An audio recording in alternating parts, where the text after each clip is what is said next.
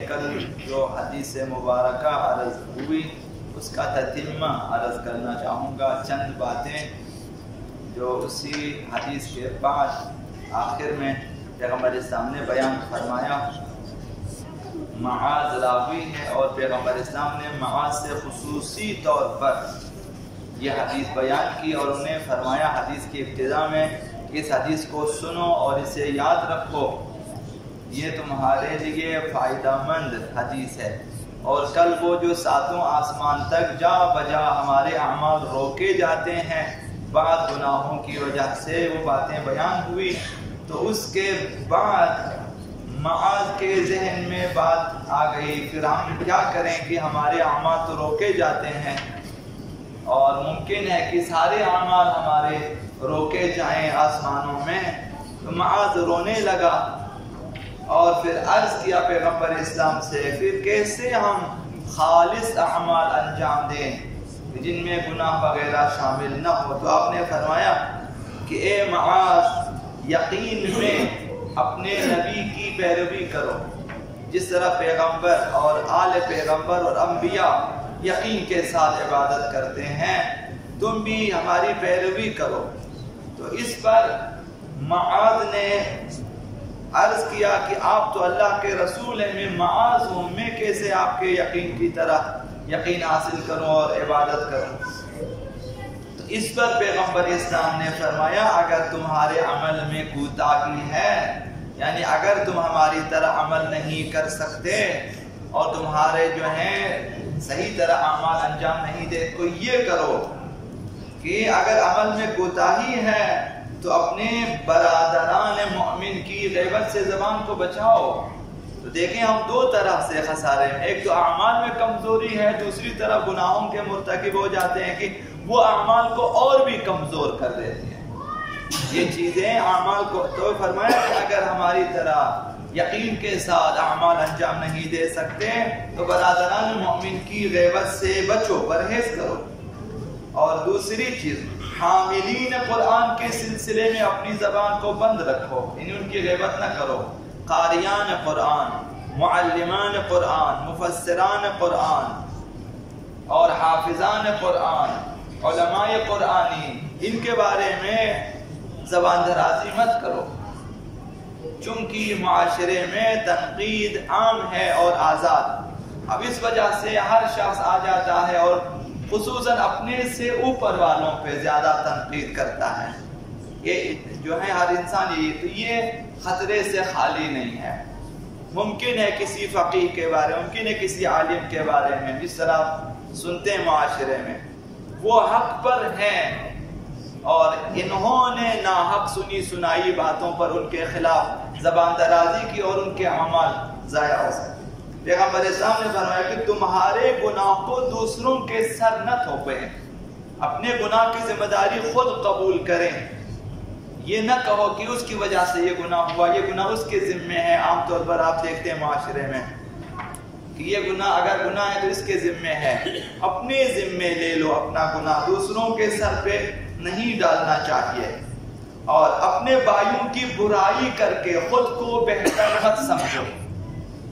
جو شخص دوسروں کی برائی کرتا ہے وہ یہی سوچ کر برائی کرتا ہے کہ خود بہتر ہے ان سے، خود ان سے، تو یہ بہتر سمجھنا خود بہتر بینی گناہ ہے۔ کسی عالم کو، کسی فقیہ کو بھی یہ حق حاصل نہیں ہے کہ وہ خود کو دوسروں سے بہتر سمجھے۔ یہ اخلاق رذیلہ میں سے ہے، یہ برے اخلاق میں سے ہے، یہ مکارم اخلاق نہیں ہے۔ کسی بھی شخص کو یہ حق حاصل نہیں ہے کہ دوسرے کے بارے میں کہیں کہ وہ مجھ سے کمتر ہے، میں اس سے بہتر ہوں، یہ کسی کو بھی حق حاصل نہیں ہے۔ کسی عالم نے اگر خود کو بہتر سمجھا وہ عالم نہیں ہے۔ کسی فقیہ نے اگر کہا کہ میں سب سے بہتر ہوں، یہی دعوی شیطانی ہے۔ تو یہ فرمایا کہ دوسروں کی برائی کر کے خود کو بہتر مت سمجھو۔ یہ بہت ہی جو ہے مستند اور بہت ہی قوی بات ہے پیغمبر اسلام کی، جو ہمارے اندر موجود ہے۔ خود کو بہتر سمجھتا ہے، حتی اپنے بیٹے سے خود کو بہتر نہ سمجھو۔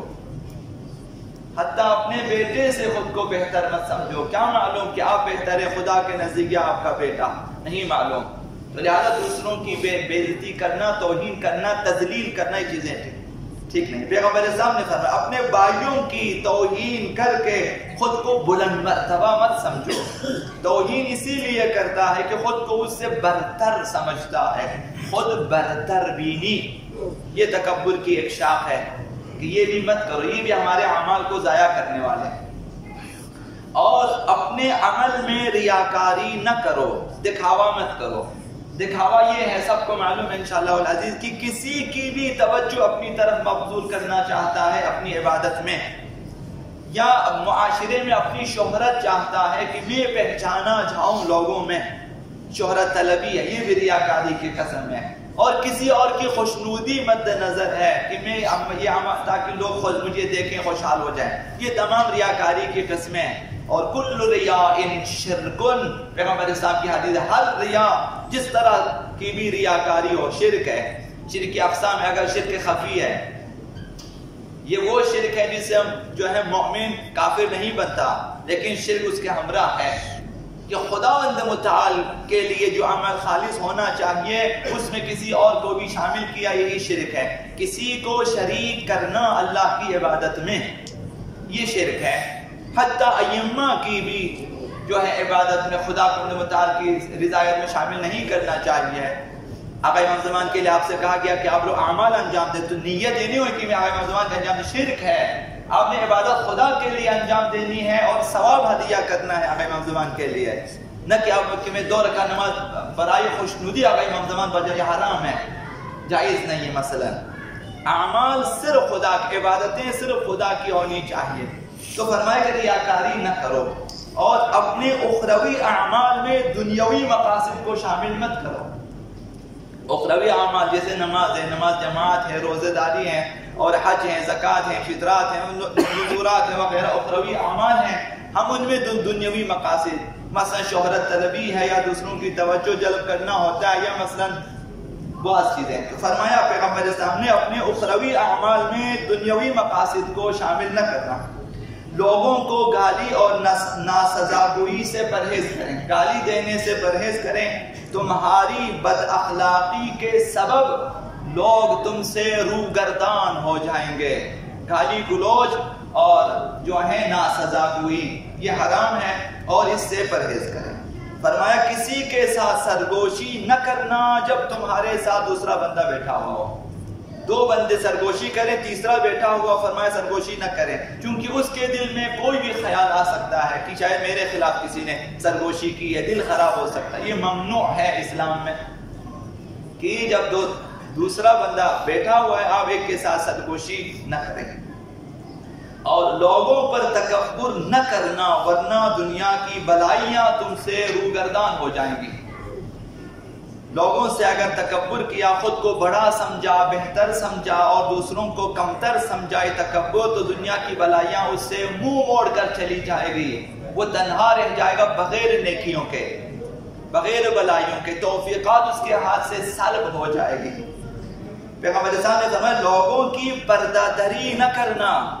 پردہ دری کسی کا گناہ بیان کرنا، کسی کی عیب بیان کرنا، پردہ دری نہ کریں، کسی کا راز فاش کرنا، یہ چیزیں جائز۔ فرمایا کہ کسی کی پردہ دری نہ کرنا، ورنہ جہنمی کتے تمہیں پاش پاش کر دیں گے۔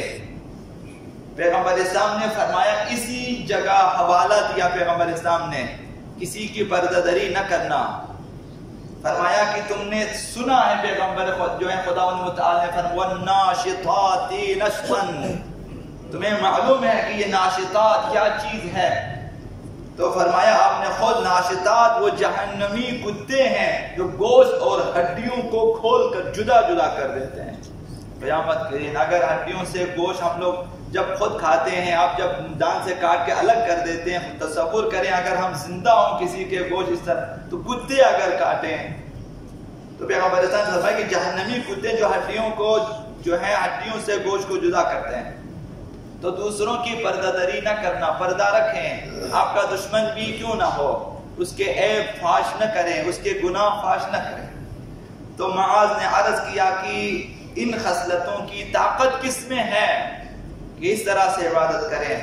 فرمایا اے معاذ، خدا نے جسے توفیق دی ہے اس کے لیے کام آسان ہے، تو توفیق طلب کریں خدا مطابق، ورنہ میرے لیے شب قدر میں جاگنا مشکل ہے، آپ کے لیے مشکل نہیں ہے۔ تو جنہیں توفیق ملے گی وہ شب قدر کے اعمال انجام دے سکتے ہیں، بوڑھے بوڑھے افراد انجام دے سکتے ہیں، ایک جوان کے ہدایت میں نہیں کر سکتا ہوں، یہ تو سلب توفیق ہے۔ تو فرمایا جنہیں خداوند توفیق دے ان کے لیے آسان ہے۔ اور فرمایا کہ پیغمبر اسلام میں نے معاذ کو، اس حدیث کے بعد فرمایا میں نے معاذ کو اتنی زیادہ تلاوت قرآن کرتے نہیں دیکھا جتنی وہ اس حدیث کی تلاوت کیا کرتا تھا۔ اسی حدیث کی کل جو آج جو عرض کیا دونوں ملا کے ایک حدیث کا خلاصہ ہے یہ بھی، کہ معاذ تلاوت قرآن کی طرح اس حدیث کی تلاوت کیا کرتا تھا اپنی نصیحت کے لیے اور واعظ کے لیے۔ لہذا یہ مہینہ ہے جس میں ہمیں ہوش میں آنا چاہیے، اپنے آپ کو صاف کرنا چاہیے، پاک کرنا چاہیے، گناہوں سے دوری اختیار کرنا چاہیے۔ کوئی چھوٹی موٹی معمولی صفات نہیں ہے، یہ واجبات ہیں۔ یہ جو گناہ بیان ہوئے انہیں چھوڑنا، ترک کرنا، توبہ کرنا واجبات میں سے ہے، اوجب الواجبات میں سے ہے، واجب ترین چیزوں میں سے ہے کہ ہم اپنے گناہوں سے توبہ کر لیں۔ اور واجبات میں سے بھی واجبات فوری ہے، فوراً جس قدر توبہ کرنے میں دیر کرتے جائیں گے ہمارے گناہ میں اضافہ ہوتا جائے گا۔ مثلا آج ایک انسان جھوٹ بولتا ہے، توبہ نہیں کرتا، بیٹھا ہوتا ہے، کل پرسوں جس قدر لمحہ بلمحہ دیر کرتے جائیں وہ گناہ بڑھتا جاتا ہے۔ اللہم